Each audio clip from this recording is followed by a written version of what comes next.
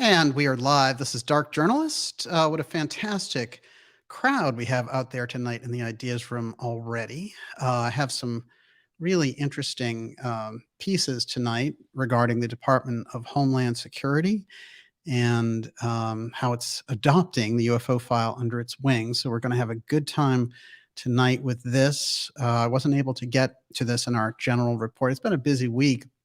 We actually did a special report on Tuesday where we took your questions and did a presentation on this whole UFO hearing thing that went down in Congress this week. It was quite interesting, as flat as that whole presentation was, to see how they were angling the whole thing towards terrorism. Made me think of a few connections that I began to draw only in the last few days from some of the more public figures that were coming forward. So we're going to get into all those tonight. We're going to go maybe a little over an hour tonight and get in there. We won't take questions tonight because we don't have the lovely Olivia, but she'll be back next week. And I see that there's a lot of familiar faces out there. Kat's out there. Gigi Young is out there. We just did a fantastic part 2 episode. If you haven't seen that one yet, that is up right now, and it is fantastic. That is Gigi Breakthrough on CERN and some very interesting combinations of technology and also on occult. And the combination of the two, just devastating.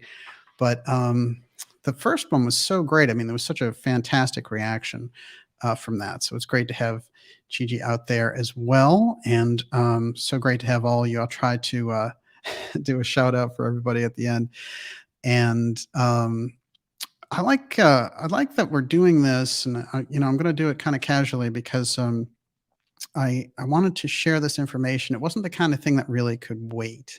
It's one of those. And when you see these connections, as the threads of those connections around the UFO file come forward, you're going to be just as amazed as I am to see the Department of Homeland Security, with its 250,000 employees, getting deployed on the UFO file front and right before the entire Congress and before the public, under the auspices of this UFO hearing. Now, here's the thing about UFO hearings. They're generally done in science and technology sectors in the Congress. So the science office would handle it, Office of Research and Development, that kind of thing. You shouldn't get them in counterterrorism places. This is the first warning sign. 2, all the people are connected, from the head of the committee to the people who were speaking. They're all committed and connected to the Central Intelligence Agency or the DHS. So this is another big red flag.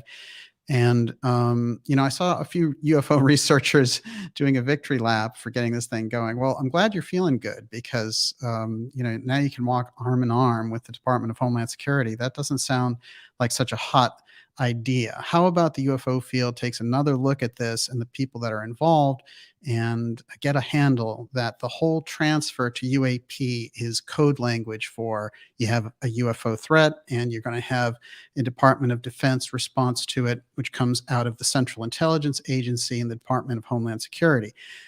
Those two groups, the DHS and the CIA, have gotten a run afoul of the law more often than any other group inside the government. That's number 1. 2, they're notorious for not telling the truth. 3, they're both unconstitutional, extra-constitutional agencies. That's crucial, and that's key. So we're going to get into all that tonight. And some of the people that we've covered on this, Avril Haines, for example, the Director of National Intelligence, and Kirsten Gillibrand, the senator from New York, who suddenly is just an expert on UFOs and leads this whole effort and is telling everyone we have to come through with this thing. Marco Rubio, the presidential candidate, and neocon from Florida. All those people we've put out there, and we've done reports on all the dirty dealings going on with that group and this push from the TTSA CIA side around the UFO file. Now, this is really important, and some people can take UFOs or leave them, and some people are obsessed. And I know how important the UFO file is in all of this. So for me, I want us to go down through it very carefully to understand the nature of the people that we're dealing with on this, and that it's very dangerous. In fact, when you get those types of people involved on something that is generally a scientific interest or even a parapsychological interest, but to get all the military and Department of Homeland Security and the CIA and that whole trip involved at this level, you can see protecting secrets from other countries. That's been going on for 80 years around this. But the problem is they've been protecting those things from us. And after a while, instead of just this kind of benign protection, it turns into what? A wall of secrecy. And we all get stuck behind the wrong side of that wall. We're on the East Berlin side of the wall. And as long as we're on that East Berlin side of the wall, and the CIA and the DHS are holding the key on the other side, the free side, they're going to continue to grow and expand. I want to tell you that it's extraordinary for any office of the government to reach 250,000 employees, but particularly Homeland Security, which has a very narrow job description, in fact, and wasn't even in existence, of course, until the September 11th attacks. Now, you could easily say, look, the Department of Defense is capable. They just amp up the Department of Defense, and that's all they would need. But they wanted this other thing because they wanted to introduce the idea of the homeland and how this whole thing around Homeland Security, Homeland this, Homeland that, has nothing to do with the United States. It's just some imaginary homeland thing. And in that homeland, these guys are in charge, and Northcom is in charge. So these are the types of things that we need to deal with on our side to see what they've been up to. And you could say, well, it's 20 years out from 9/11. We've learned to live with the threat of terrorism or whatever. But what they've done is they've created a climate of terrorism. And now after, going after Al-Qaeda and extremist Muslims, and, very often grabbing the wrong people or droning, wedding parties to try to get one guy, as we had the drone king in there, John Brennan, who was Obama's CIA director. Well, this guy, he came out and he was so excited. He said, look, we really need to go after these UFOs. But he only did that in the last year. Before that, it was all mum's the word. And he's like, that darn government needs to give us the answers on UFOs. Of course, he sat inside the halls of the CIA. He knows everything about UFOs as the director. So a lot of these people doing we need to get this out of the government. I saw the director of Homeland Security doing this.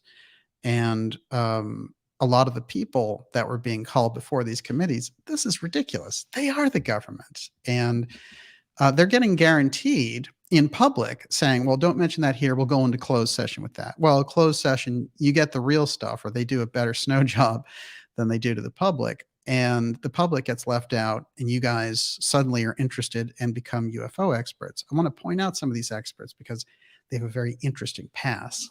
Everyone, you're watching the Dark Journalist Show. We're jumping right into this special report on the DHS, Department of Homeland Security, CIA takeover of the UFO file. Yeah, takeover. That's kind of, exactly the word that we're looking at. We're going to go about an hour with this, and it's great to have a full house with everyone. I know it's your Saturday night, and we're all here to have a good time and learn something, right? I have to say that, it's been extraordinary, too, since this hearing, because there were a lot of weird things around the original op that were going on, the whole Elizondo op and all that claptrap that was going on in the last week before that, because he was starting to be exposed by the New York Post and others as not having led ATIP and for having lied in public. Again, as we've covered him for the last 4 years, lie after lie after lie after lie. So Lou Elizondo, part of the TTSA push, and this is CIA disclosure, very distinct and different from actual UFO disclosure. And that's something to consider too, which is that the UFO file and all the things around it are so very interesting. And it is these people with their, tyrannical craziness going on in the background with the secrecy that are making it into this, battlefield, and which UFOs have nothing to do with that. They're an unusual anomaly that our human civilization have lived with for thousands of years. And it's an unusual mystery, and it's good to get to the bottom of it. But the government is never going to get you anything on that front. Let's get serious. And, I think they're obligated to. And the way it can work is a ground up, a bottom up type approach maybe can make that happen. Instead, we have this top-down thing where they want to sort of grab it, and that's part of this exchange that took place in Congress where they were saying, God damn, those amateurs going after this. Is there a way we can prosecute them? And we have this defense guy, Moultrie, sitting there and saying, well, we're looking at that, and, maybe we can have some consultation in Congress. You guys can make a law that independent researchers, can be thrown in prison for talking about the UFO file. This is how they think about it. They like to control things. And this is an old Rockefeller game, in fact, which is if you don't run all the railroads, you don't have anything. You have to monopolize the whole bit. And so the Bezos crowd and, all the Google thing and all that, their whole thing is about centralization. And they certainly are pulling this with the UFO file as well. I want to remind everyone before we go any further to go to the darkjournalist.com website and sign up for our newsletter. This is what's going to keep us in touch during this remarkable censorship that we're seeing going on, which I'll tell you is just off the charts. And, we've been shadow banned heavily, but we managed to keep pushing through that. I know other people have experienced that, of course, Joseph Farrell, Gigi, Catherine Fitz, RFK Jr., anyone who's putting out anything that's contrary to the popular narrative. And that includes all this stuff around the WHO takeover piece and, what they're floating out about monkeypox and all that. And they said that they found, the first one in Jamaica Plain here, right in Massachusetts. Boy, that warms my soul to be part of this operation. But they are, they're always positioning around this. But I think that we need to think of it a little bit differently, which is whether it's UFOs or this medical takeover, financial coup d'etat, and the whole thing about domestic terrorism and this whole piece that the Biden administration, Stepford Biden, was trying to push with the DGB, which the Homeland Security is now put on hold because it's so damn unpopular. And everybody just screamed, that's too Orwellian, even for us. And so now, they froze that, and Nina supposedly resigned there for personal reasons. It was just, this is more of the Stepford Biden administration and the disaster that they are, but they would love an emergency to take that 26% approval rating that they have and turn it into the ability to govern.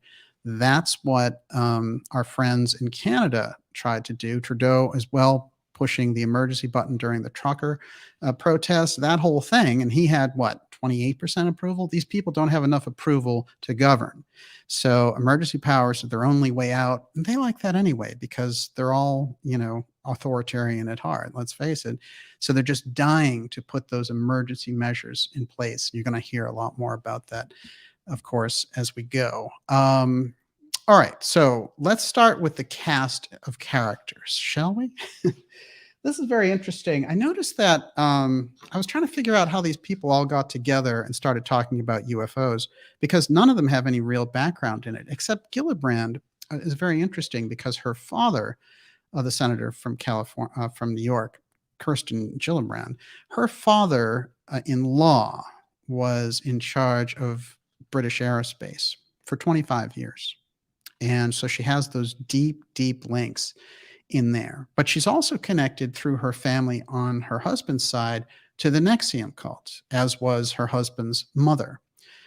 This guy was actually the lawyer for the NXIVM cult. And of course, the NXIVM cult and Keith Raniere and all the shenanigans about branding people and the whole sort of over the top sexual orgy shenanigans that they had going on. And human trafficking as well. And he's in prison now for 40 years. But what's not been explained very well is this connection that Gillibrand has with the NXIVM cult. So we're stuck right there with her immediately. Then she becomes the lead face of the UFO thing. By the way, she also ran for president in 2020. She didn't get very far, but it shows where this is going. And one of the things I like to point out is, they could easily make someone a real UFO expert on one of these committees and then go into the whole UFO emergency and, oh, we have this event happening, we need somebody who has that experience. And then Gillibrand walks forward like the Manchurian candidate. And that could very well be what they're cooking up. But anyway, on this committee about adoption, I found 3 of the major players who are involved in our story tonight. And I'm going to point out a couple of them here. Up here is a newcomer, Mike Gallagher. Born in 1984, he's part of the National Intelligence University, which is very strange. It got absorbed, actually, by Avril Haines and her Office of the Director of National Intelligence. Gallagher started talking about how aliens were us from the future, and so on and so on. I kid you not. This guy is on task, and is born in 1984, and he's a relative newcomer in all this. No background, no history in aviation or anything like that. No UFO experience at all.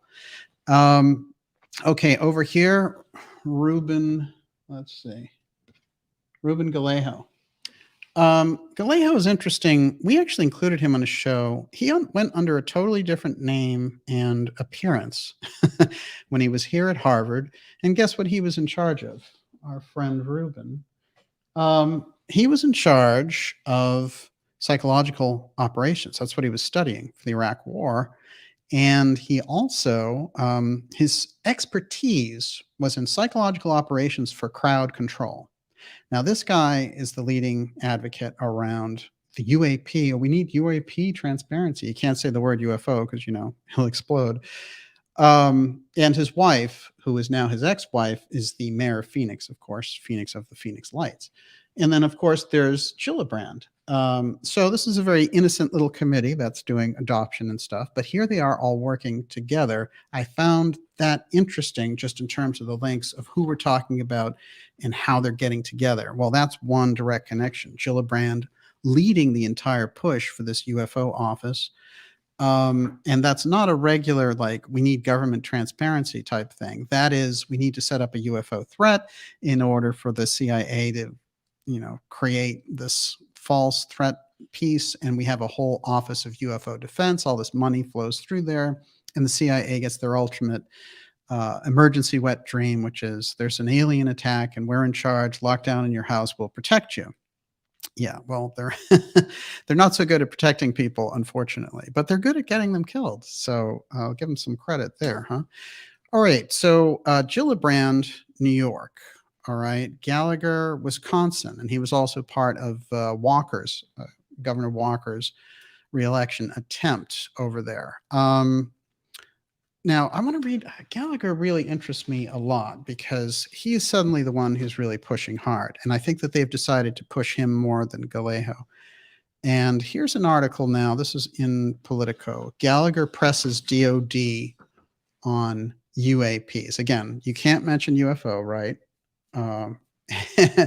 And also, he's pressing the DOD. First of all, this guy is a CIA recruit. He comes out of the National Intelligence University. He's a Marines intel officer for 12 years. So he's not pushing the government for anything. He is the government. He's part of the hiding part.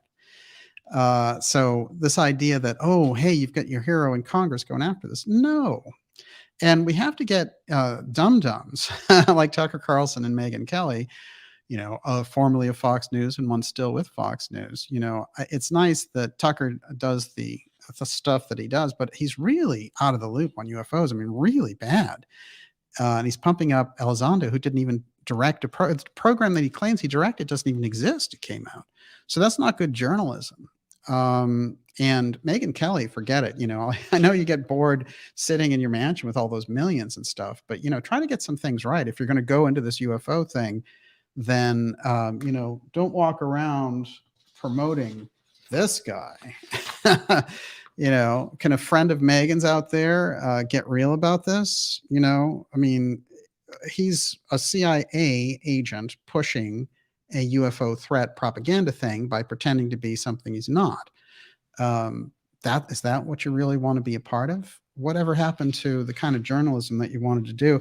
This is interesting to me too, because I'm seeing a lot of these types come out of retirement or expand their portfolio to explore all these subjects that we've been exploring in an honest fashion in the alternative media. And the alternative media has gained the attention of people. And now this is an attempt by those corporate, well-funded astroturfing corporations to go back in here and say, hey, we'll cover all this stuff.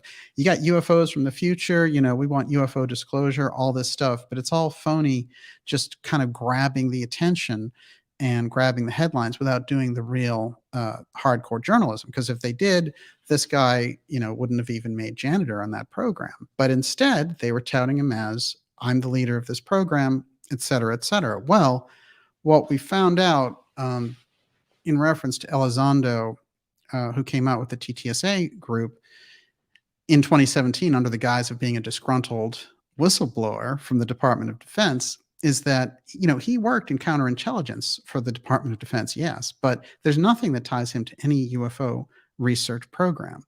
And he himself has now come out and said, they tasked me in 2008 to go after the UFO community with the same tools of counterintelligence I've applied before. So they're basically saying, hey, this is the UFO community, use this off. And in fact, in many ways, it's worked, because you have a lot of people who are not very well informed buying into the phony Elizondo story. That's dangerous. That's one level of stupidity. But the other level of stupidity is people like Megyn Kelly trying to be hip and cool and say, hey, I know all about UFOs, and pulling on this fraudster to say, oh, you were in charge of secret UFOs, but he wasn't. And he's never been able to prove it. And I've offered him on a number of occasions, just for those who are like, hey, give him a chance. I've offered him the chance for a gentleman's debate. What he does instead is the people that he's against, he makes up things about them being felons and all this stuff, which he did this whole Felon 5 thing in relation to Stephen Greenstreet at the New York Post and John Greenwald from the Black Vault. And then try to lie his way out of that too. So this is how these guys play. They're playing for all the marbles of the op and the narrative. And we've been able to smash the op in many ways, but it's huge. So it has a lot of different tentacles. So when one side goes down, they open up this other one, because there's a lot of money, there's big money at stake with this. But more important, there's control. And you're always going to find at the heart of control the Central Intelligence Agency and their friends, the enforcement arm, the Department of Homeland Security, both unconstitutional, extra-constitutional, and in the case of the CIA, wanted for crimes against humanity. And that's from many, many different countries. So, that's an agency that's completely out of hand, has their own Air Force. So if we don't get this stuff under control, it's going to be very hard going forward as a country to have the kind of transparency that's so definitely necessary. Everyone, you're watching the Dark Journalist Special Report. We're going deep in here tonight, and it's great to have so many of you with us. I wanted to show those links from the Department of Homeland Security, which is why I did this special session with you tonight. And we'll go about another 45 minutes, and it's just great to have everyone here. We have Kat out there running the ideas room, and we will be taking your questions next week. It's very exciting indeed. All right, so we'll keep going into the cast of characters. I want to stick with Gallagher for a minute. Now, Gallagher is he is actually the congressman from Wisconsin, as I said, and he has a very heavy duty intelligence background. But he comes off, he's married to like some Broadway actress, and he comes off as just this like, hey, I'm going to talk about all these cool things about UFOs and stuff. He's the new boy on all this, and they really want to push this angle. The problem is his background has nothing that would reflect UFOs. It's just all about intelligence, and the kind of malarkey games that the Central Intelligence Agency and the Director of National Intelligence plays. Now, here's the piece that he was so key on. Wisconsin Representative Mike Gallagher, UFOs could be us from the future. That's a congressman. That's a United States congressman. How much are these guys trying to take the public interest in a subject that they've surveyed and convert it over into their own demographic so that they can say, oh, we're covering all the bases here? Now, this is very hardcore, and this is actually part of the real news flash from that UFO hearing, which is Gallagher is going out there and saying, I believe in time travel, right? That's pretty hardcore. That's even more hardcore than saying you believe in aliens, in fact. So they're on the move there, and they're on the move with trying to grab every piece of the attention of the American people around the globe and convert their interests into this narrative, this centralization narrative, the emergency powers narrative. And I'm going to show you how they're doing this. Let's hang with Gallagher for a minute. Appearing on the Pat McAfee show the day after the hearing, Gallagher suggested one possibility that hadn't been considered for unresolved UAP sightings, in addition to foreign adversaries or extraterrestrials, is that they could be our own technology going back in time to our present. All right.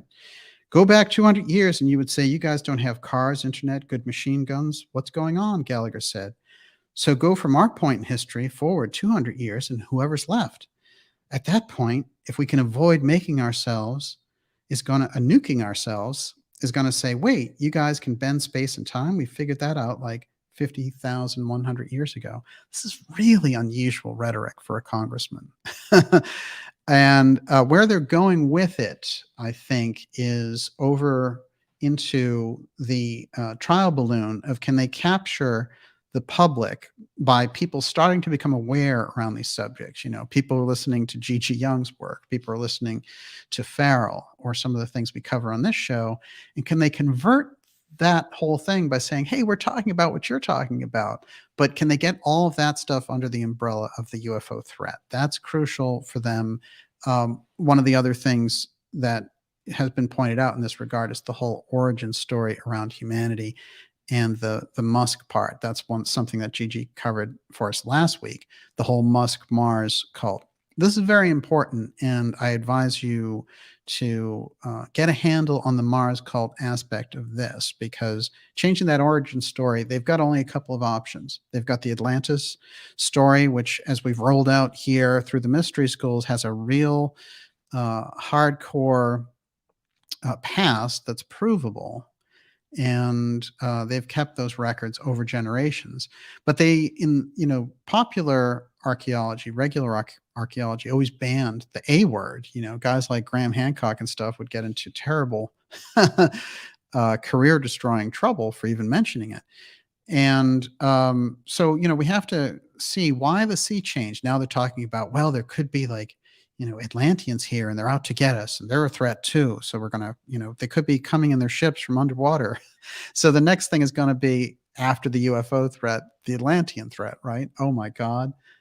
And so they're working on the fact that, people have been sitting around watching shows like The Expanse and things like that.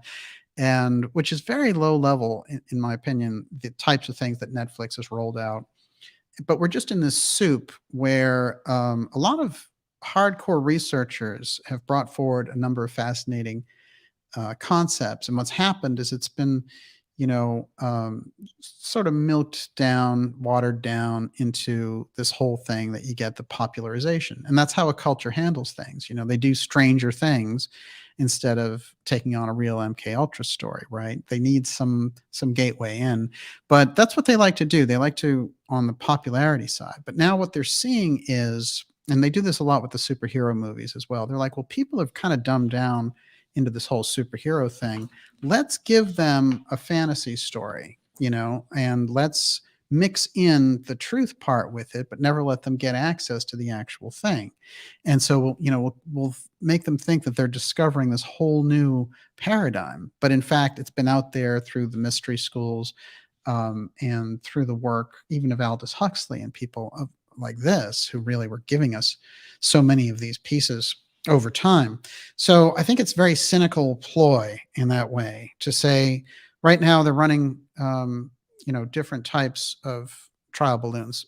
The UFO threat is one. There's a civilization out there. They're off-world civilization. And they're against us. That is a parody of the real truth that we've been visited by off-world civilizations.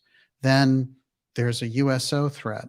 And that could be some Atlantean culture that's advanced. They're starting to weigh into this as well. But that's a parody of the mystery school, the true history of our history. And I've said before that I think the Atlantean disclosure is actually a bigger disclosure than the UFO disclosure, because that is in regard to us and our past and what we can do, as opposed to meeting peers from some other part of the galaxy.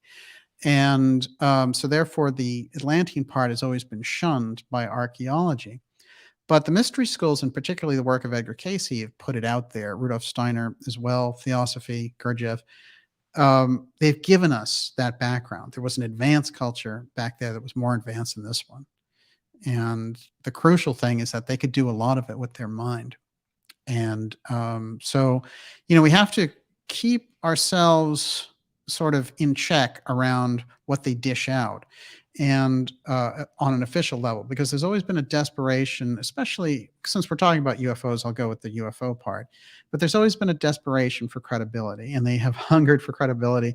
But it was the Central Intelligence Agency, it must be remembered, that took all that away by constantly making the media ridicule the subject so they could continue to work on it in secrecy and hide it from the public. So, in fact, the UFO field and those researchers really, in many ways, had their careers destroyed one way or another by the secrecy. So now when an opportunity comes up, the CIA person pops up and the TTSA corporation is behind him. They all think, oh, my life is all set. See, I've been right all along. I've been right. I can sit down at my dinner table with my family who didn't believe me, and they'll believe me now. But unfortunately, the type of disclosure that you're getting is threat disclosure. It's not. Isn't it wonderful? We might be making contact with another race, or scientifically we've observed something. It's all about we have to arm space, right? Because there's an alien invasion. That's totally different. And it leads us in a completely wrong direction of thought. Here's Obama's weighing in on it. Now, Obama was in office for 8 years, said nothing, and I mean nothing significant about UFOs, didn't do anything to move the conversation forward in public at all. Zip. But as soon as the CIA op starts to get off the ground, suddenly he wants to grandstand and jump on there too. Obama predicts new religions could arise if proof of aliens discovered, right? And he's like, oh, there's a lot of UFOs out there, and we need to really get to the bottom of it. What are they trying to tell us? This thing, the people who've been working on psychological operations, the Galejo type people, in the back rooms at the CIA and at the DHS, they've been sitting there going, well, we could say there's a benevolent race coming in, and that's the whole Avi Loeb op, which is we need to get our AI up to snuff because Oumuamua came into our solar system, and that's a probe from another solar system where they're advanced AI, and they're trying to talk to our AI, so we need to get our AI up to snuff where it can talk to them. That's one op. That's a more scientific-based op. And then, they'll introduce this story. They'll try this out, that the probe came in and said, your environment's in trouble and you need to carbon tax your people. That's what they, would roll that out as. Now, I'm not saying the environment isn't in trouble. I've actually been one of these people on the alternative side who says that in the alternative media, we should grab the environmental aspect and roll it into, so we can get something honest going about it. Of course, with nuclear tests, of course, with the type of pollution the corporations do, they've affected our air and they've affected the food supply and all these different things. That's real. But who's responsible for it ultimately? Who's sitting with all the profits for it? And who has the money to pay for it? Not people in carbon taxes. They've already taken those people's small business jobs and their livelihoods, their homes. No, the people who can pay for it are with all this money on their balance sheet are the corporations, from Amazon to Apple and Google. That's where you should go. Those were the people who decimated so much of the ecology. Therefore, they have the money to pay for it. Now, if we talked about those companies giving up, say, 1/10 of their income every year to clean up the environment, they'd shut up immediately about it. That's why, they like to fly around in private planes, and, there's no seriousness to them when they do this stuff. They use all of the modern amenities and all the rest. And guys like Gates have proven that. He has no interest in climate change or anything else except as a device for control and a way to say, to tell a story to the mass subconscious of humanity. to get them to do exactly what they want. Everyone, you're watching the Dark Journalist Special Report. We're going deep here on the Department of Homeland Security and the Central Intelligence Agency takeover of the UFO file, using a threat narrative and these very interesting connections. I'm going to draw these connections even tighter. I think Gallagher has really been a standout so far, and this guy is one to watch. You know, what I think is foolhardiness on the part of the alternative or UFO style of reporting would be to say, oh, you know, we're breaking those barriers, that glass ceiling, and getting that disclosure. No, I want to know the background on Gallagher and who gave him the go-ahead to introduce this idea of future aliens, because they want more options. They don't just want, okay, we got the killer aliens from outer space, we have the deadly underwater Atlanteans. They want other stuff. They don't just want AI from Oumuamua. What else do they want? Humans from the future. Well, these are all very old concepts. Again, these are parodies of what's been out there in the alternative field since how long? I mean, the Casey work, 1915, 1916, that started. You know, Steiner's first book, 1897, you know, Theosophy, 1875. I mean, they floated this stuff out for a long time. So the mystery schools have really paved the subconscious understanding of humanity with these ideas. And now this group studying that stuff is trying to go in there and just explode that and redirect it into this narrative control that they're so good at. And yet sometimes when they get so obvious, the thing starts to fall apart, and they do cut personnel. So, you know, if you see somebody like Elizondo take a tumble, it'll just be because he's not useful to them anymore. And they'll pick up another, you know, counterintelligence guy to use, because their whole thing is just about moving it forward. The way I've studied intelligence, there's not a lot of loyalty going on. They are very engaged. They may talk a good game about loyalty to their people, but they're very engaged on their missions and what they want to accomplish, especially when it comes to narrative stuff. So, you know, some idea that these people are, you know, going to hang in there even when the going gets tough with one of their ops. No, they'll get out and they'll probably participate in taking that person down. This is the interesting thing. So when I say there's not a lack of loyalty, you know, there's a certain contempt they have for lack of success. So Gallagher, I think, is one of their new ops. Galejo, we covered, and I am keeping an eye on anyone who has that big psychological operations background, and they keep showing up on this UFO front. And to see a number of them involved in the hearings was disturbing. There's no question about it. Gallagher being a real heavy hitter on this. Last quote from Gallagher, again. You know, here he is. They could be us from the future, those UFOs, right? Has anyone ever heard of Gallagher before and him talking about UFOs before that hearing? I think that would be a resounding no. All right. So he says there's some scientific basis for this hypothesis, and that it has been considered more plausible than other theories by serious people with credentialed backgrounds who have looked into the question. What's funny is I listened to this interview, and what he said was, I've been talking with billionaires who believe this. All right, so who are the billionaires? And why do they believe it? And why are they talking to you? That was a weird thing. It was a very telltale little thing. Sometimes people just can't keep it down, even if they're in intelligence. And they say, billionaires tell me. Well, probably then if you're talking to billionaires, they're thinking, oh, we can use this guy. And they're the ones who put this idea in your head that you can take this meme that's been out there in the alternative community and turn it into some real bank for the CIA.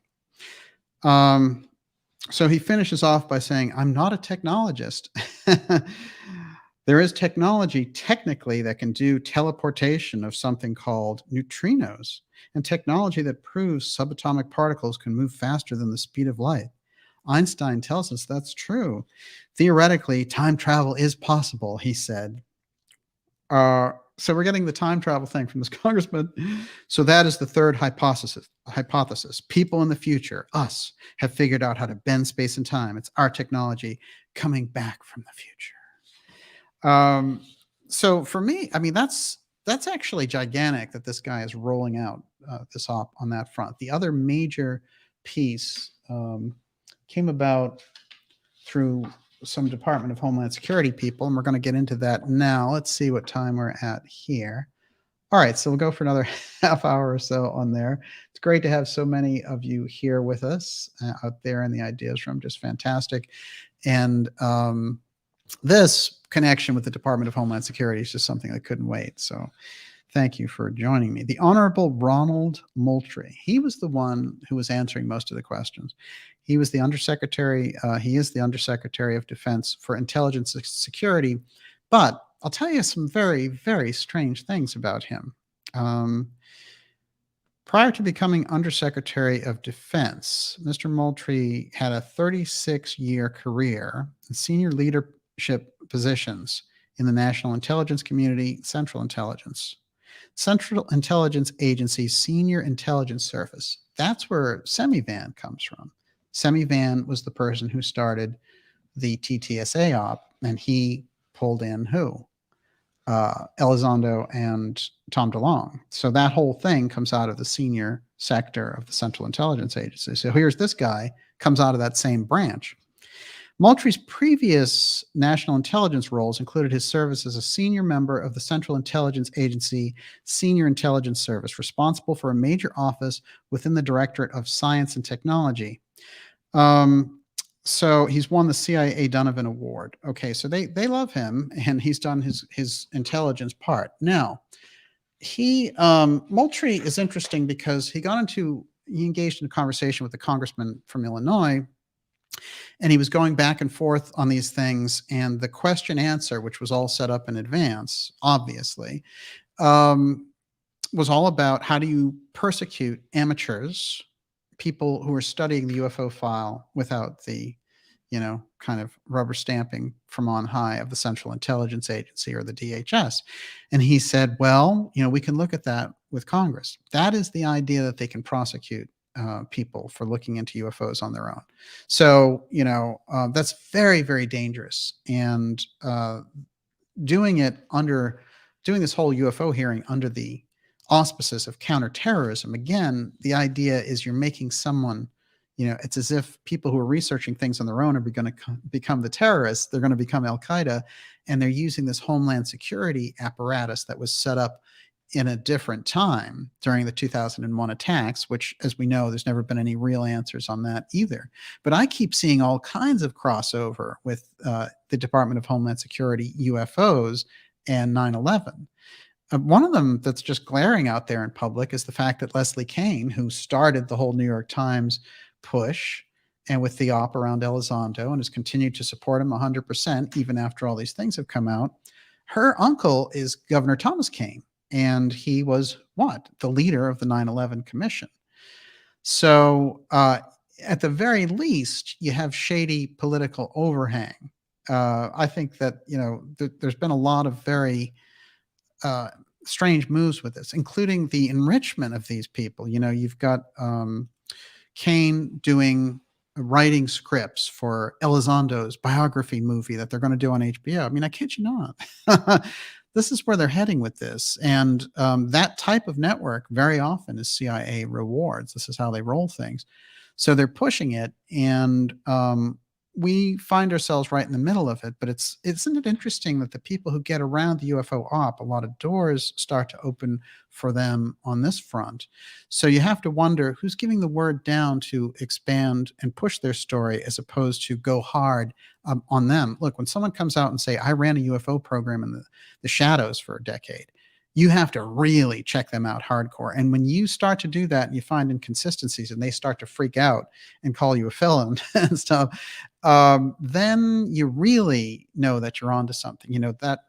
So investigative journalism must be understood. What it generally is, it's not easy-going stuff. It's adversarial.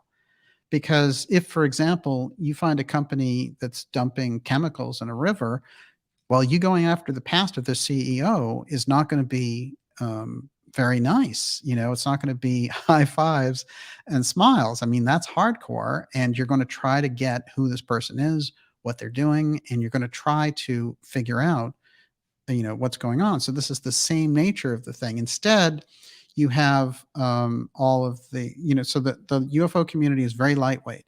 There's nobody there to stem the flow when the CIA rolls in and creates this op. That's a big problem.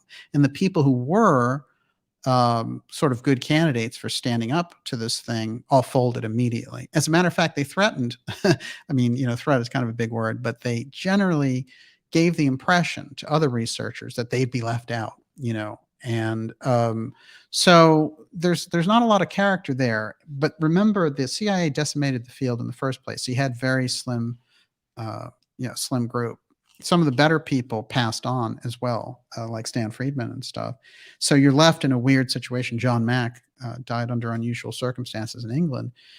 Those were really people involved in the field who, if something like this came up, could have really applied methods of real, research. And instead, what we have are people like Nick Pope, who comes out of the UK version of the DoD. So that's not that's not very helpful. All right, let's keep going.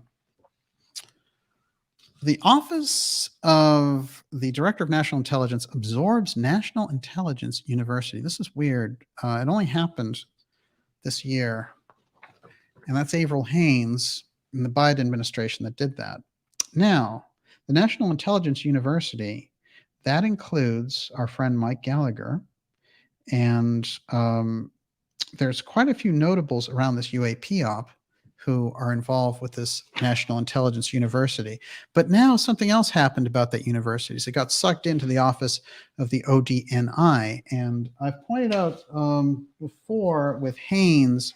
Haines was John Brennan's understudy when he was running the CIA for the Obama administration. So she was known as the drone queen because she would kept trying to come up with these sort of legal reasons why they could go and drone people, including an American citizen that they did a drone strike against.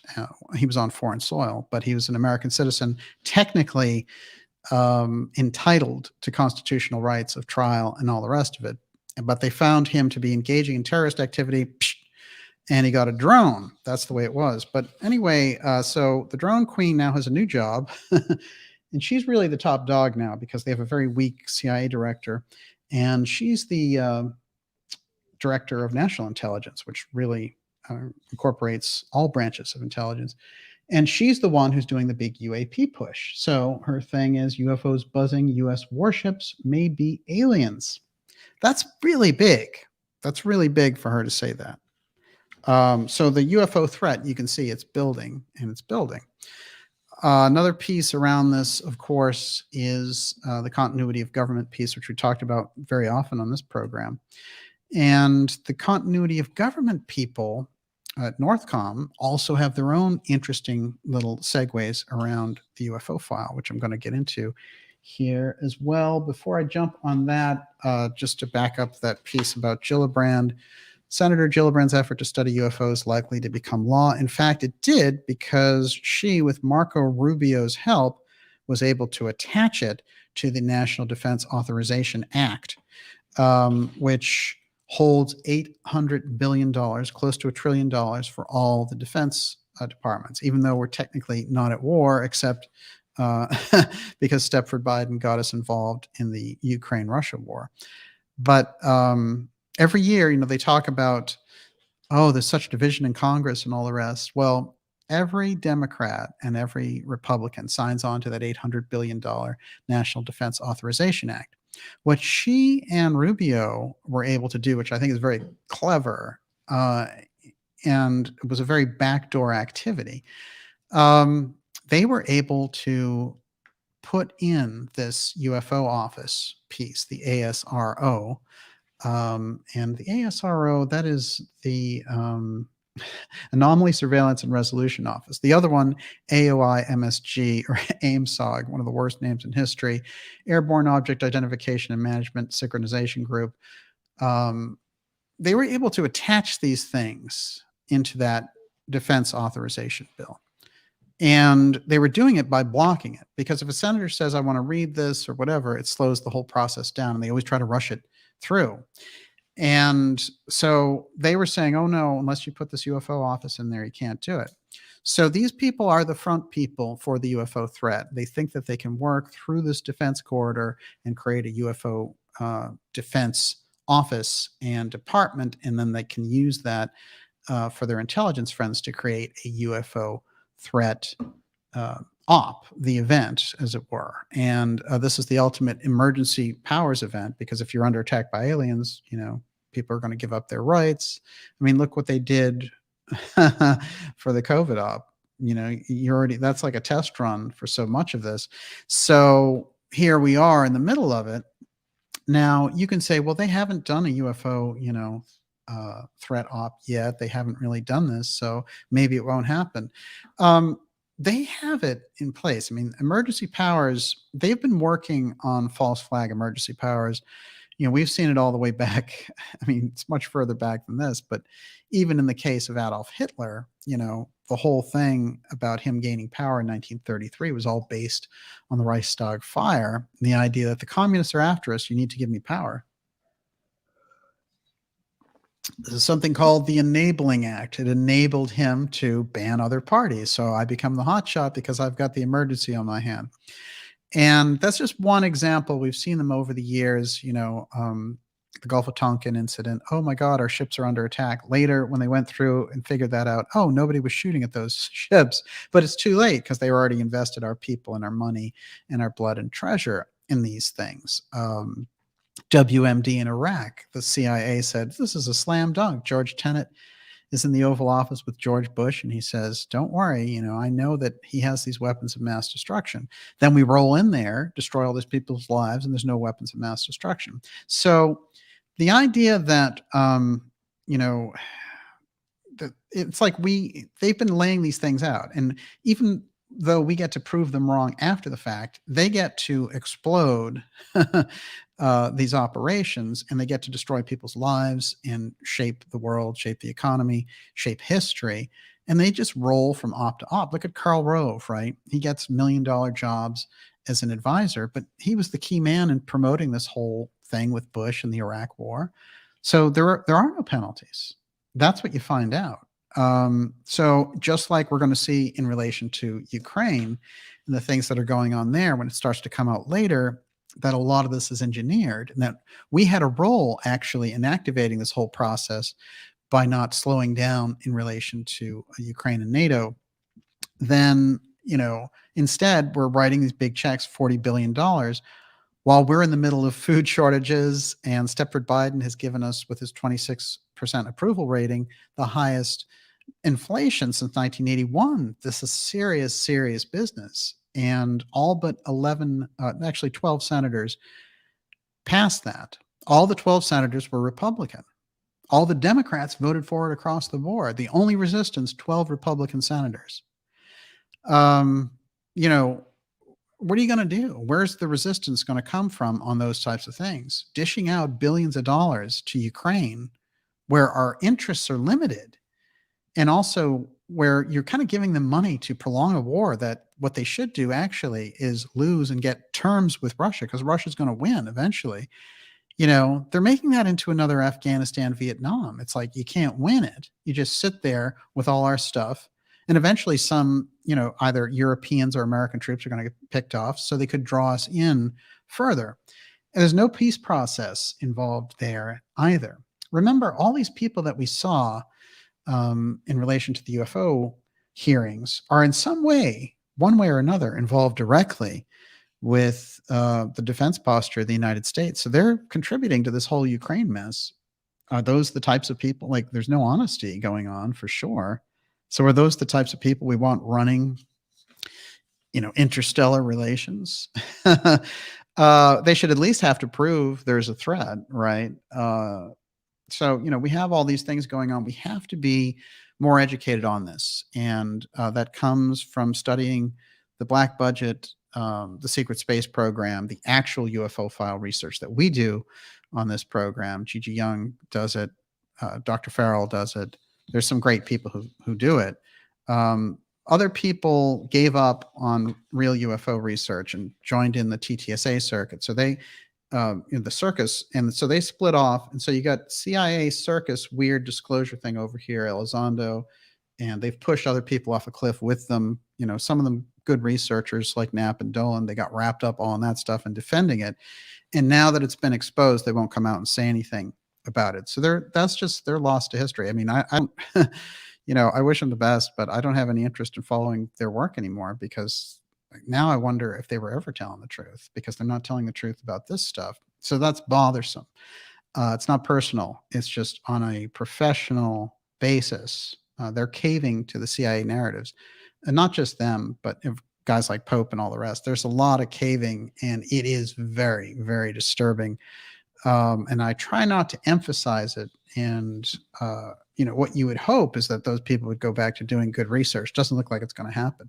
Everyone, you're watching the Dark Journalist Show. We're going deep here on the DHS takeover of the UFO file, and with their pals, the Central Intelligence Agency. We are going to go, we'll go another round here. I'll go about 20 minutes. It's fantastic to have so many of you with us.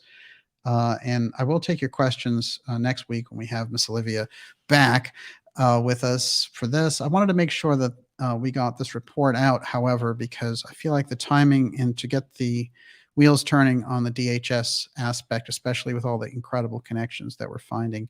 And Gallagher is a big piece of this. Them having Gallagher come out and talk about this whole, time travel piece. Watch that. That's something I think that's going to take off. Okay, more on the Homeland Security. Okay, so the director of Homeland Security was actually born in Cuba. It's kind of interesting, isn't it?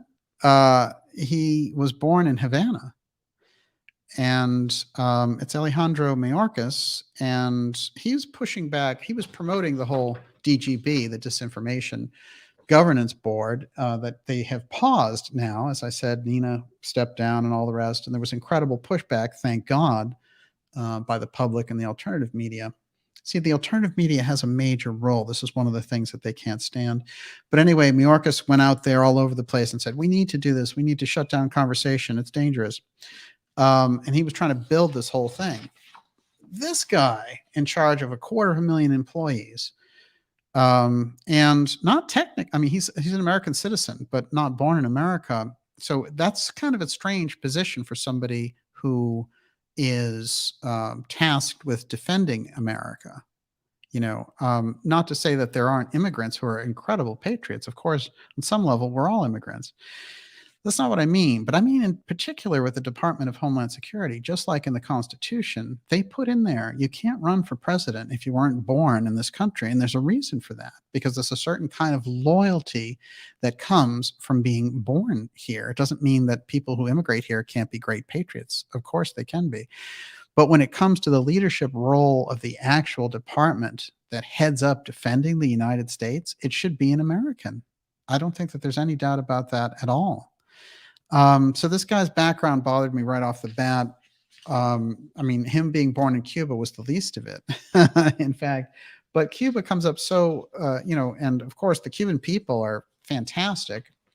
And I've learned a lot from people sending me articles who are in Cuba and all about Cuban archaeology and the things I'm working on in relation to the hot zone.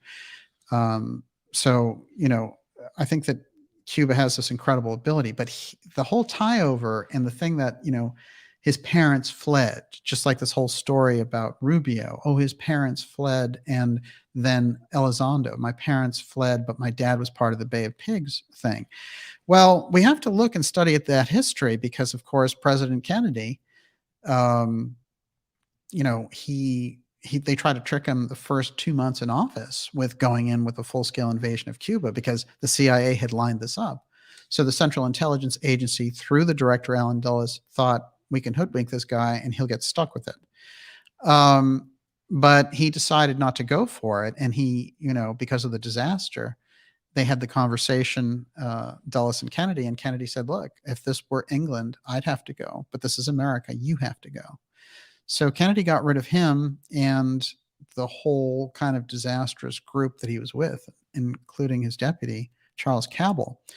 That's all the Bay of Pigs aspect. There are deeper aspects to what they were doing with Bay of Pigs besides just taking over Cuba. But there is that weird overhang of this group and Kennedy kind of resisting that takeover group.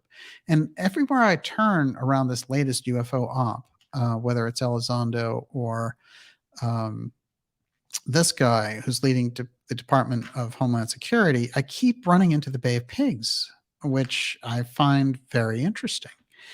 But let's get a couple of things going about the Department of Homeland Security on this. So we find Mayorkas now trying to put together this Orwellian board, which says, you can't express dissent.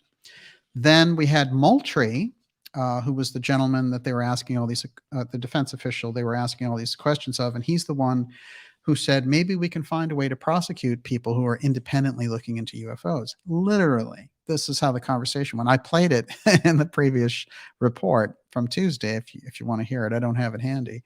But that is astonishing. Now let's go back a little bit.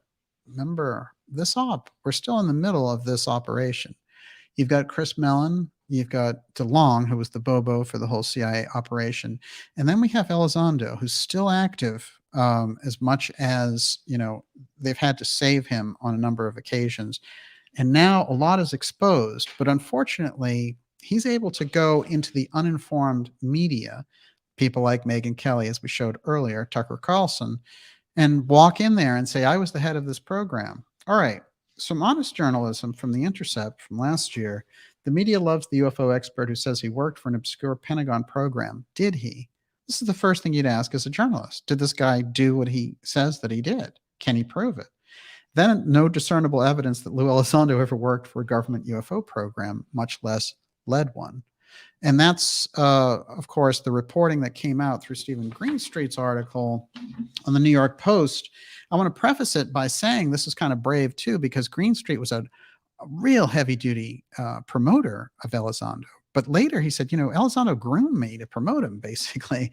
So those are the types of admissions that we need. Why can't we get them from the Leslie Kanes and Knapps and Dolans? That's what we should be seeing. Instead, they're doubling down, and those types of people, what I particularly resent is that, and I have to put this on the record in the most polite way I can, is that they claimed that the people who wouldn't go along with their op would be made to look foolish. I didn't like that.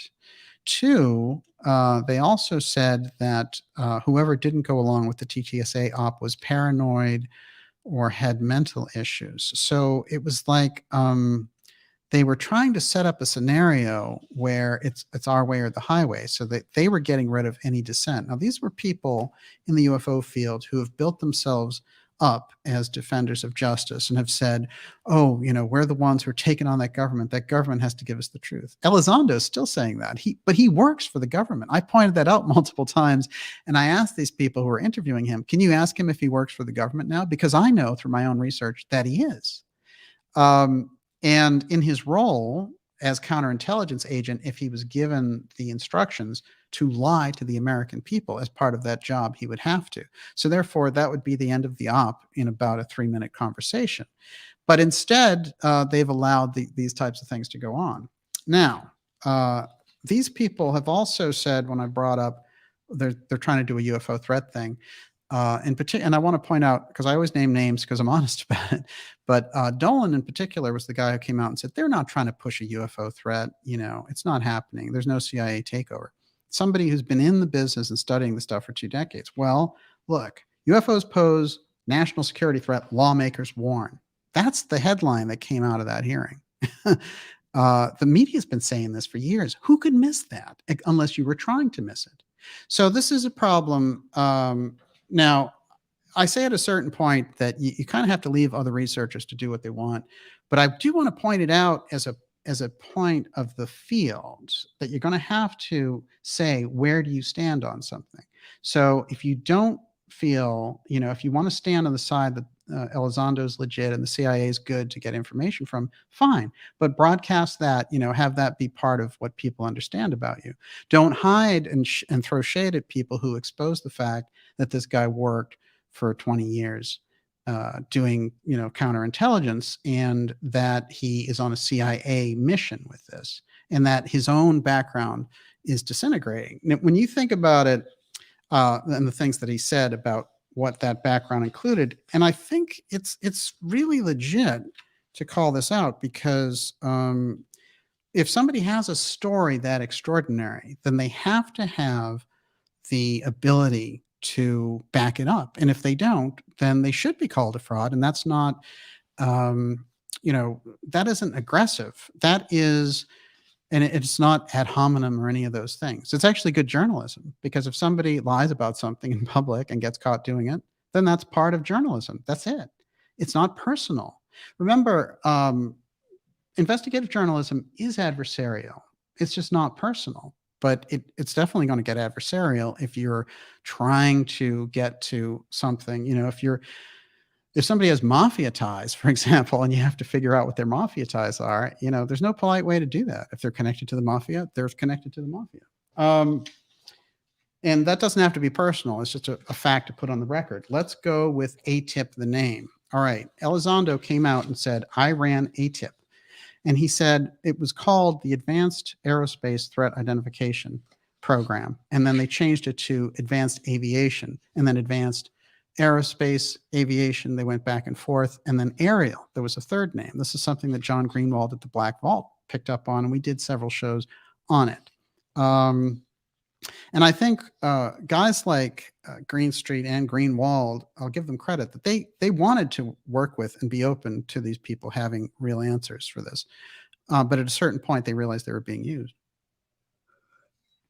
That type of candor is crucial. We need that type of candor. Okay, very simple.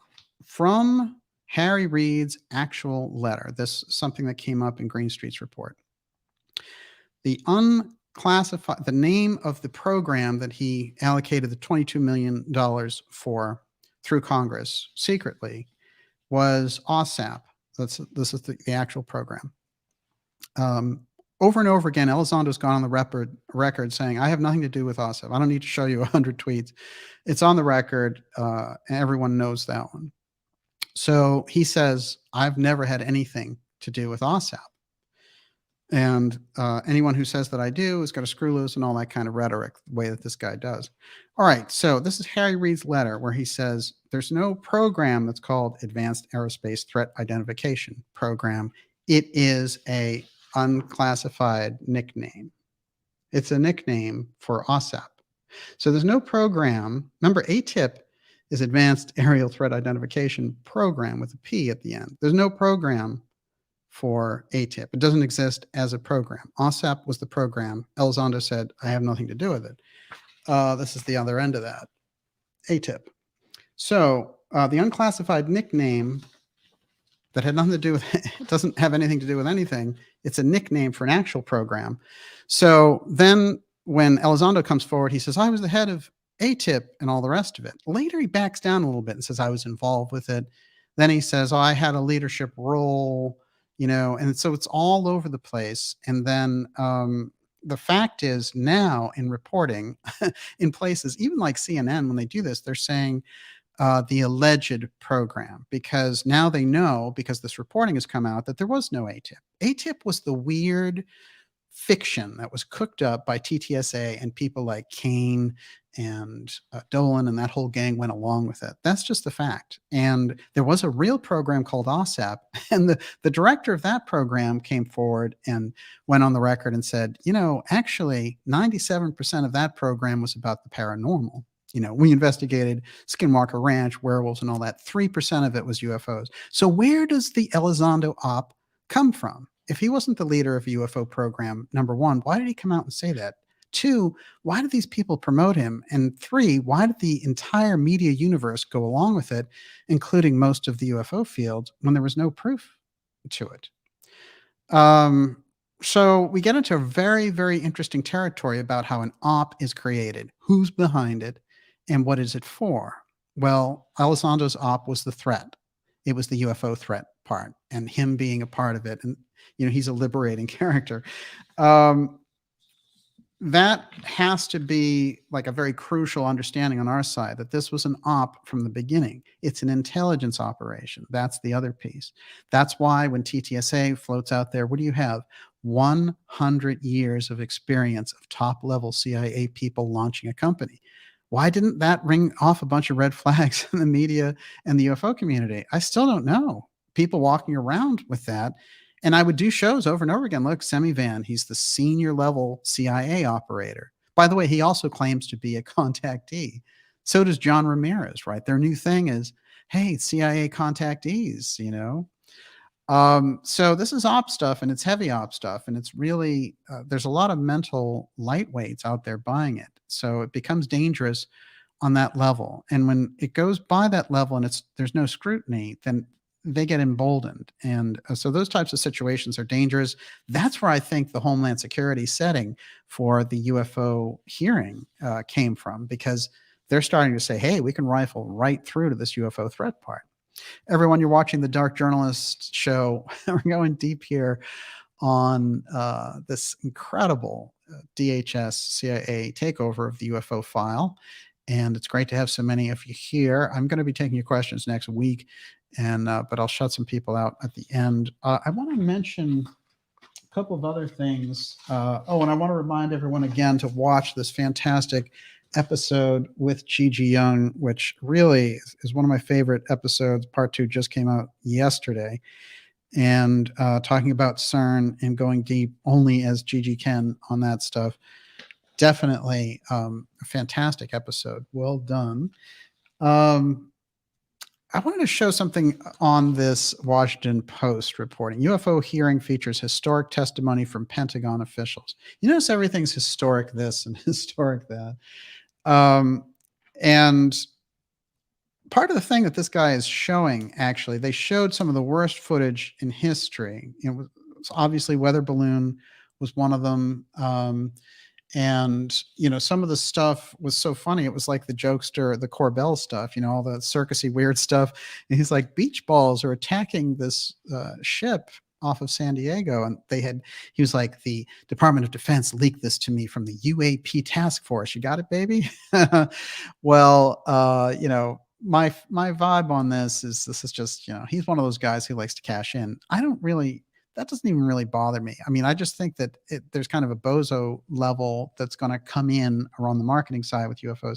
It always happens, and you're not going to be able to stop that. But Fox News bringing people like that and having their tagline be UFO expert.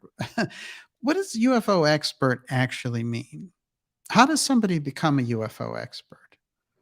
Someone could be an expert around contactees.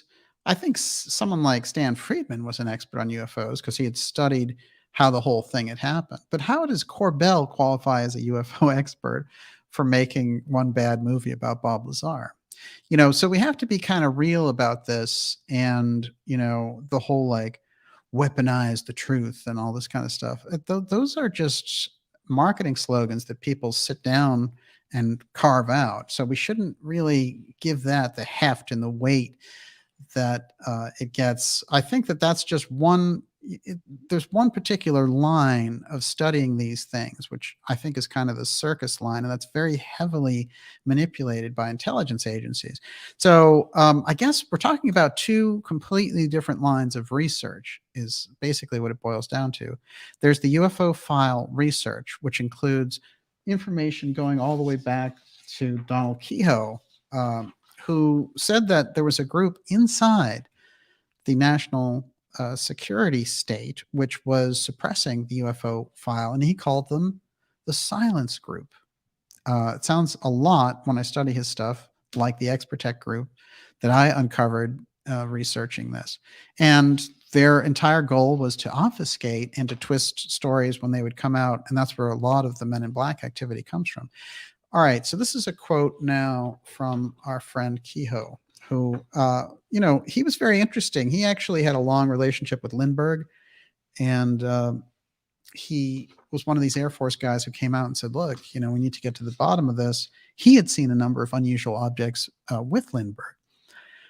Quote, during my long investigations of these strange objects, I've seen many reports verified by Air Force intelligence, detailed accounts by Air Force pilots, radar operators, and other trained observers, proving that UFOs are high-speed craft superior to anything built on Earth. 1958. So they have someone that they roll out for this UFO hearing. Okay, it's 2022. And so, we're talking 60 some odd years later, and they say the same thing, but it's 60 some odd years later. So, sometimes I hear from people, well, if you don't believe TTSA, don't you believe the Navy pilots? Navy pilots have nothing to do with TTSA. I mean, they are independent pilots who put this on the record. That's been going on for a long time. I have a 1947 naval report from a Navy pilot who saw it off an aircraft carrier. And so, we're already, these things have been on the record. So the idea that this is something new is kind of ridiculous. The other thing about, this being discovered in 2017 because the New York Times ran an article on it is pathetic. I mean, previously, by the way, the New York Times used to just bash on the subject endlessly. And the CIA came out, which I've shown on this program many times, and said in 2015, remember all those sightings in the 50s, 60s, and 70s? It was us. That was us. We were testing our own aircraft, and we were just freaking people out. Just so happened that way, but we needed that secrecy. So that's how they were before. Now you get CIA directors going, we have to get that government to give us real UFO info. You guys are the government. Everyone, you're watching the Dark Journalist Show. We're going deep, the special report on the DHS and CIA UFO takeover. It's great to be with so many of you tonight. I'll do a couple more minutes, and it's great to see everyone out there. Thank you, Kat, for being out there running the ideas room. I know we got Gigi out there, and I'll do some shout outs for some great people we have joining us tonight in the ideas room. We'll take your questions next week when we have Miss Olivia back. Okay, who have I left out? 3 people. This is interesting. Scott Bray, Deputy Director of Naval Intelligence, and Ronald Moultrie, who I mentioned previously. He's the one who said we should find a way to be able to prosecute independent investigators of this because they muck up the waters from what the government wants to portray UFOs as. And he said, I'll work with Congress to figure out how we can punish those SOBs. This is fascinating. I mean, that was the most fascist moment of the whole thing. And the guy who was asking him, the representative from Illinois, when I went into his background, he had been the U.S. attorney out of Las Vegas previous to becoming the Chicago congressman. So in that position, he had access to and would prosecute cases around Area 51, et cetera. So there's a lot of strange things and trial balloons that came out of that UFO hearing, along with all the flat material and the lack of excitement from the way that they were handling it. I do feel part of the op is to bore people, to pretend that they're getting the truth and to really bore them to a certain extent. And then hit them over the head and say, hey, remember we told you about this UFO threat? Well, guess what, baby? The real thing's here and you're under emergency power, so get prepared to be locked down. All right. So Mike Gallagher, a couple of things to put on the record. RAND, the defense contractor, he worked for them. National Intelligence University, as I went through, strange thing happened. They got absorbed this year by the Director of National Intelligence Office. That's a weird thing. And I think that the people spinning out of that National Intelligence University are all involved. We're seeing them come up over and over again, like Gallagher, in relation to UAPs, right? This new threat idea of UFOs. He also worked for Petraeus. He was in the Marines. He was an intel officer in the Marines for a decade, and he worked for CENTCOM. So quite a portfolio back there. And my question is this, of course, you can have people with a great intelligence background. That's actually a good thing that they do. That's not the point. The point is, why are all these people surfacing around the UFO file and becoming the face of the UFO file now? And how do they coordinate with each other? The nature of this thing and why the UFO threat aspect, as we've demonstrated. Kirsten Gillibrand, connection, aerospace. The aerospace piece is huge with this. Lockheed Martin, Boeing, British Aerospace, they have, not only have they recreated this technology on many levels, they are the main group. Remember, Steve Justice was one of the people involved with TTSA. These are the people who had the ability to look at UFO wreckage and redevelop it. And there was this corridor that came up between the intelligence community and the aerospace companies that got outside of the executive purview. This goes back to John F. Kennedy and his battle with the Central Intelligence Agency. Kennedy was very aware, because of his knowledge of the space program and creation of a larger version of that space program. And that's where a lot of that battle comes from. Let's not forget Douglas Caddy went on the record that his friend, personal friend in private, E. Howard Hunt, the top CIA guy under President Kennedy's era and after, he said President Kennedy was assassinated. Why? Because of the UFO file and his wanting to share that with the Russians so that there wouldn't be tensions. That was Caddy's explanation, Hunt's explanation to Caddy in private. And then it echoes, it lingers. And the first time I heard it from Caddy, it lingered, and it lingers now 7 years later. And there's a lot that to go on the record with that. But here's the thing. If you have a hearing like the one we had, the first question, if you wanted real transparency, would be what? Is there a group that has been deployed to suppress this over the past 8 decades? And what are the means that they use to destroy careers? Was assassination involved? And then were political figures involved who were assassinated? That would be the first question. And then they could say, well, I don't know, or whatever, but it has to go on the record, because that's where you're coming from. To just say, are there UFOs? And for somebody else to say, well, there's something out there, when we know damn well they've been studying it for over 80 years. That's a joke. Okay. So the general public can absorb that, but we need to give the general public the tools through our research here. And that's what we're trying to do. Everyone, you're watching the Dark Journalist Special Report. We'll go another five minutes here.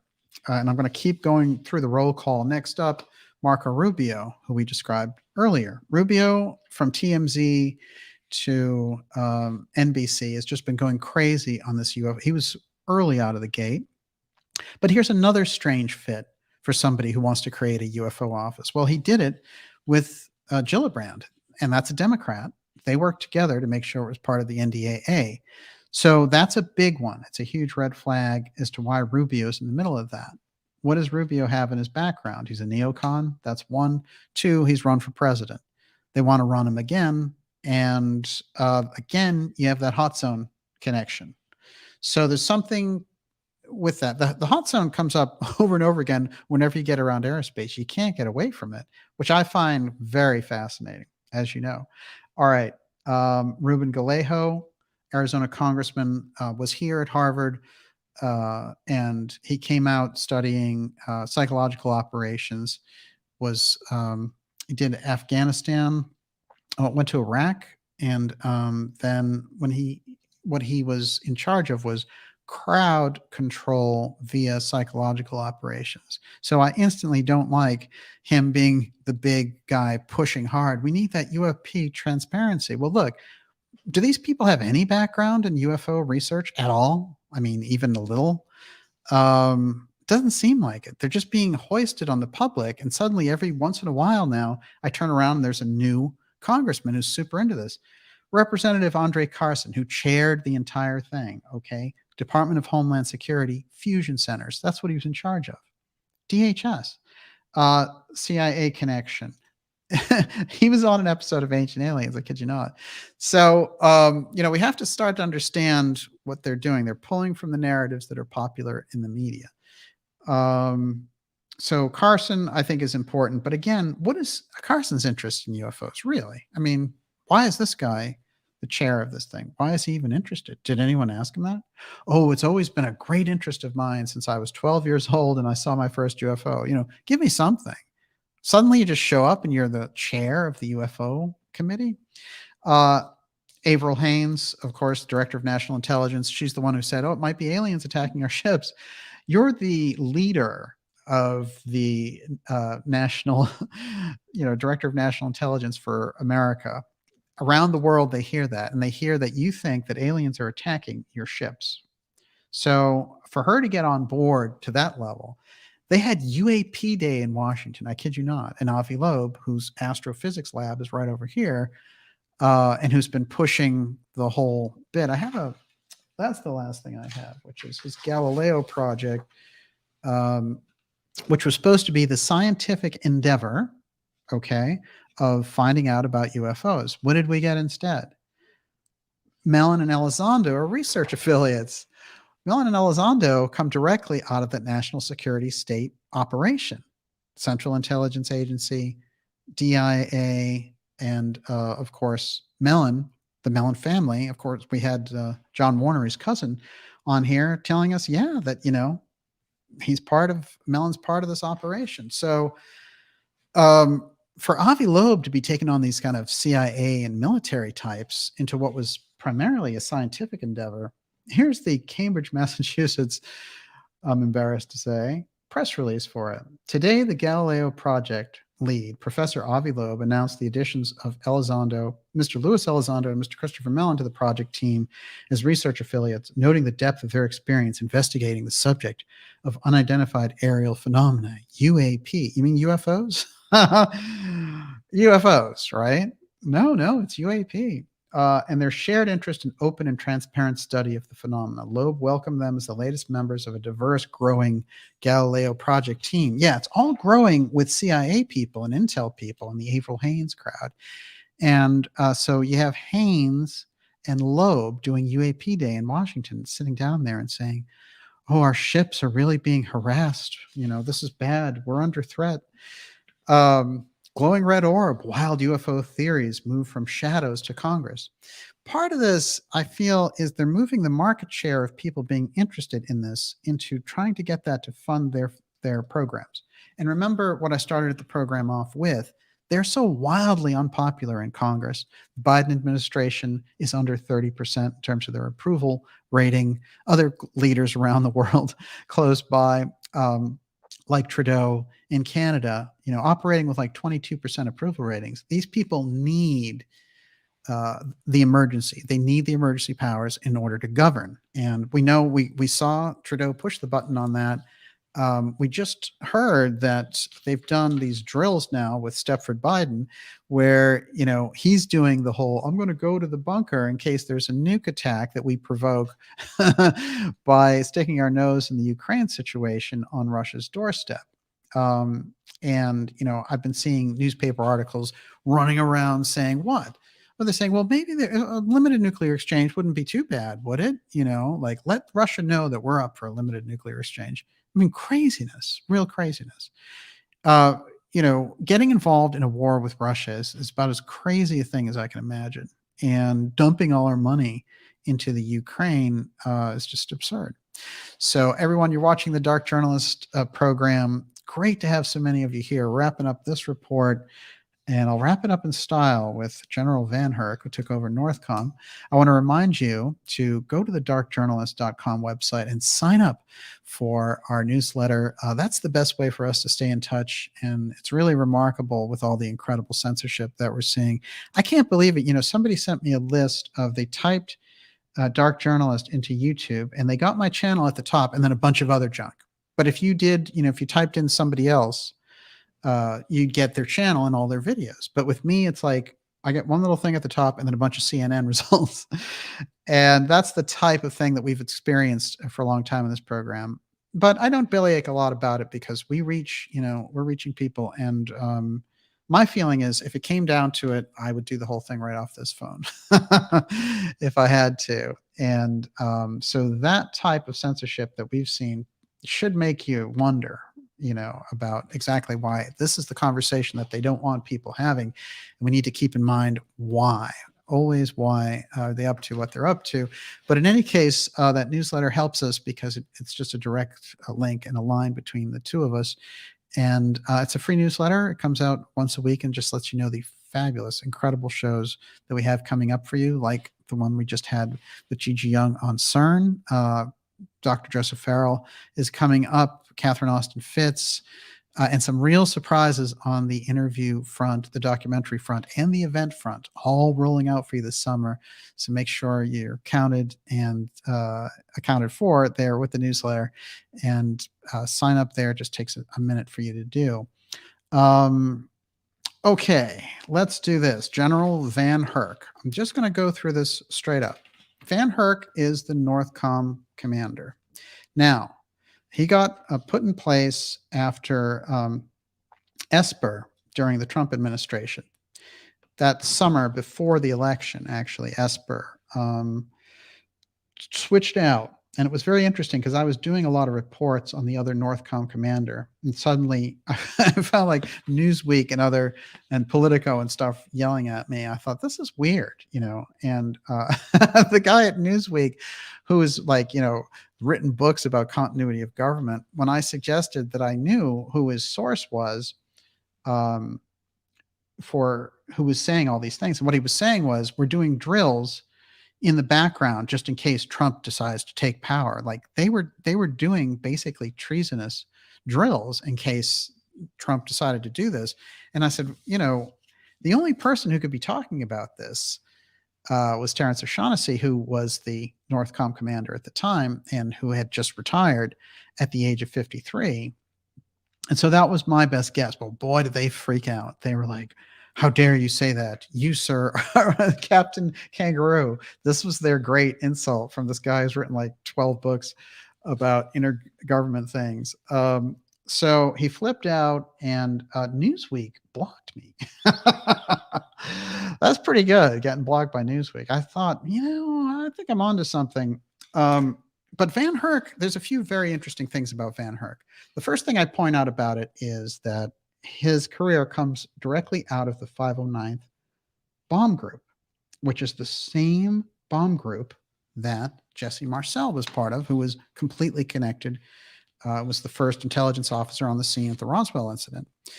But Van Herk has a very interesting trajectory, because when O'Shaughnessy is replaced by Esper, who gets fired, Esper gets fired a couple of days after the election. That's a weird thing for a president to do. I'm going to fire the defense secretary when I only have 2 months left in my administration.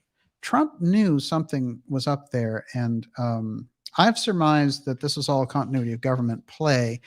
And part of this was because there was a film that came out when they claimed that Trump had COVID, and Dr. Joseph Farrell noticed something very interesting about it, which is the scene seemed to be moving as if he were on a ship. And I said, they're being very strange about Trump with COVID. But what I surmised is that with all the talk that they came out about continuity of government, and, we've covered continuity of government on this program, basically everything that I learned about it, I learned from Professor Peter Dale Scott. And we have a series of interviews on here, and he's just, Professor Scott is just a treasure on this. But he was talking about it and researching it when nobody cared about it, nobody talked about it at all. He's also the one who coined the phrase "the deep state," by the way. And I always recommend his American Deep State book. It's just, it's essential reading. If you don't have that book, you don't quite understand what's going on in the background. But one of the things I want to point out here is that continuity of government is a program that's been there since Roosevelt, in fact, but it had it made sense during the Roosevelt, Truman, Eisenhower era, because the idea was to survive a nuclear war. And of course, we'd still want to do that. But the secrecy, the layers of secrecy that developed into continuity of government as a result of how they were running the program is that a covert government was developing, because you were developing underground bunkers, you were developing control systems, and there was a whole employee force. There was no oversight from Congress after a certain point. And one of the things that Professor Scott has pointed out is that so many of the individuals involved in deep events, from the JFK assassination all the way up to the COVID thing, they all have had some interaction, some connection with that continuity of government group and the communications network. I've pointed out the people before, Ollie North. John Dean was a major contributor to the emergency management program of COG just before his job for Nixon. And I think Professor Scott even told me that his girlfriend was as well. But some of the Watergate burglars were involved with COG. James McCord, very, very interesting. Winston Lawson, who was the Secret Service agent that got President Kennedy to Dallas, he's the one who pegged out the route. But he used the COG Secret Communications Network setting up the trip. They hadn't done that before. So there's all these threads of COG. Of course, Cheney and Rumsfeld were deep in setting up COG, the new version, which was like any emergency and we go into COG. The continuity of government program is to guarantee that in the event of an emergency, usually a military emergency, that we have a command structure if the main one is taken out. That all makes sense. I'm talking about what they did with it. And what they did with it, there's been a huge exploiting of that secrecy and the powers that come with it. And so the way that we have things set up after 9/11, right now we're under emergency. We're under an emergency, the September 11th emergency still, and every president signs on to that. As I'm fond of pointing that out, Democrat or Republican, it doesn't matter. But Van Herk is interesting because should continuity of government get called, he becomes the combatant commander of the entire, he's basically your president.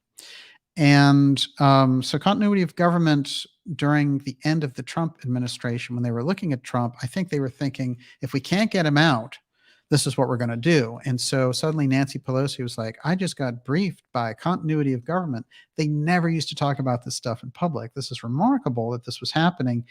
And actually, they used to shame people for bringing it up in Congress and being like, we can only talk about that in closed session. And then even then, maybe not.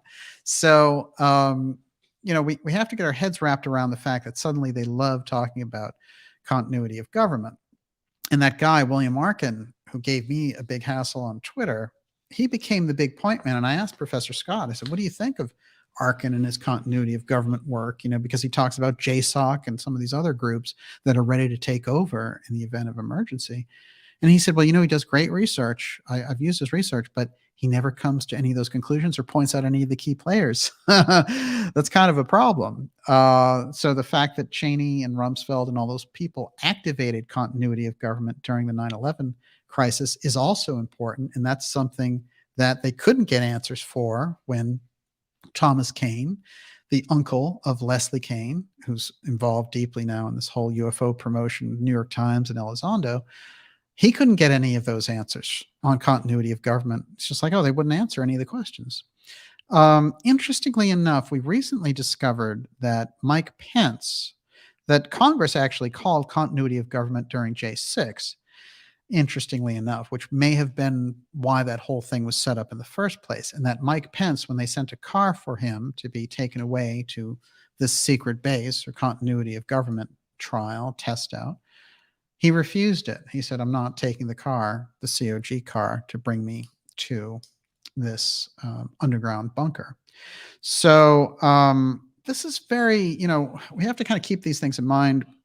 When you get around the COG thing and you look at the UFO emergency part, you can start to see, if they pull a UFO emergency, a false flag UFO emergency, which they seem to be gearing up for by having all these hearings done in counterterrorism and run by the Department of Homeland Security, that's the thing that they want to run. And I think that the COVID emergency piece was like a tryout.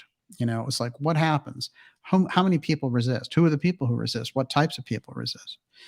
So I think that these things have to go into our thinking when we're getting into the UFO thing. And it's not about any one person or, we have a lot of people. I do think it's legitimate to focus on people like Elizondo, because if they come out and say, I've seen all this secret stuff and my life is in danger. But then he's like, I haven't violated my NDA. You say, well, if you have a non-disclosure agreement with the government and you haven't violated it, so how is anything in danger? I don't get it. And so those types of intel answers, the dancing answers. Well, it was classified, but wasn't really classified.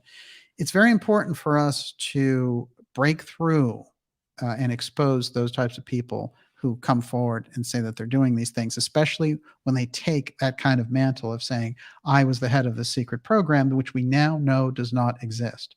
So if someone says to you, well, he led ATIP, say there's no such thing. That's a fact. There is no ATIP. It was a nickname for another program, OSAP, which he said he had nothing to do with. So these are the types of things I think that we need in terms of clarity. And when you have people in the UFO field, it's unfortunate, but when you have them skirting over that fact because they want to be in the TV show or the documentary, or they want to, get involved with TTSA or Elizondo or something, that's too bad. But that's not going. We're not going in that direction. And if we, if we're operating in a space publicly of research, things do get called out. That's just the nature of journalism and research, and it doesn't have to be personal at all. But it does. Investigative journalism requires that kind of adversarial, I'm going to get to the truth bent, or you won't get any. And in this case, it's absolutely crucial.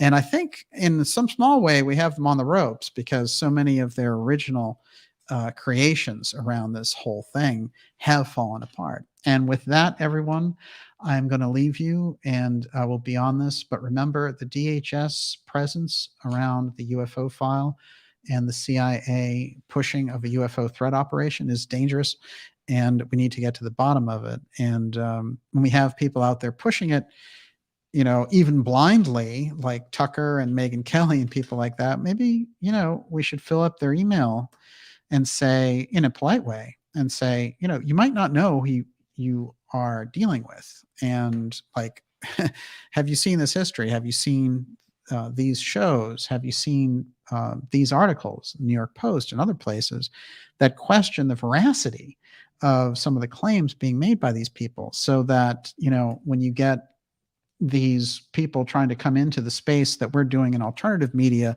whether it's the UFO file or the Atlantis Subject or CERN or anything, that they can come in at least informed.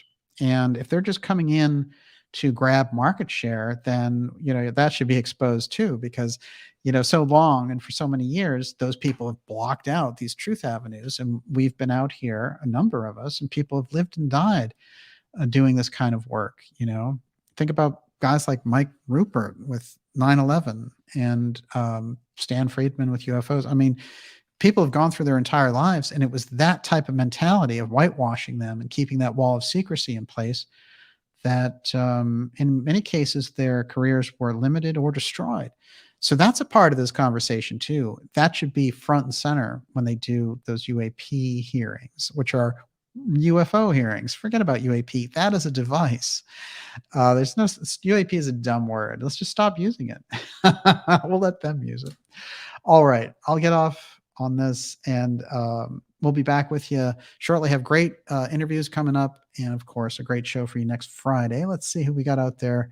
And Global Atlantis, it's great to see you, sir.